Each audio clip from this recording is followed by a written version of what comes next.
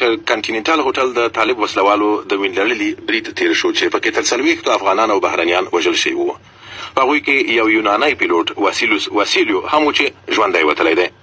دی د خپل ژوندانه د دغې ډېرې کړوونکې شپې په خاطرو تیر شوی چې یو څه لنډه بڼه یې پاینده څرګند په پښتو چمتو کړې ده.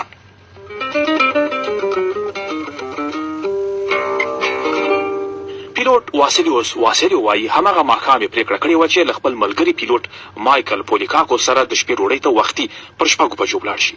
په داسې حال کې چې تر دې پخوا چې به دې هوټل کې اوسېده پر 8 بجو به یې د شپې ډوډۍ خوړله. دی وایي پر 9 بجو چې له ډوډۍ خوړلو خلاص شو او خپلې کوټې ته چې 522 شمېره وه او د هوټل پر لوړ پوړ کې ولاړم چې ځینې ټلیفونونه وکړم.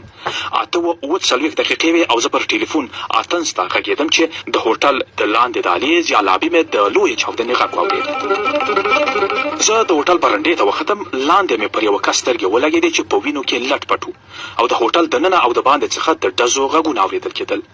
ښاغلی واسیلیوس وایي دا چې دی پیلوټ دی نو دوی ته دا روزنه ورکړل شوې چې په بدو حالاتو کې څرنګه ځان خوندي وساتي.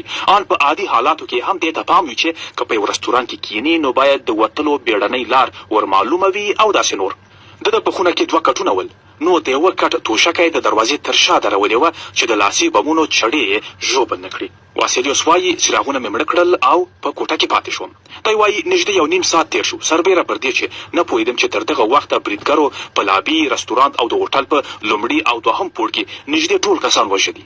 بریدګرو 3م او 4م پوړ ته ودانګل او ما یې د 5م پوړ پر بام د ګرځېدو غږ اورېده چې هڅه یې کوله د نړیوالو ځواکونو چورلکې لرې وساتي. دی وایي ما په نږدې دهلیز کې د ډزو غږونه واورېدل او په ټول هوټل کې برېښنا پرې شوه.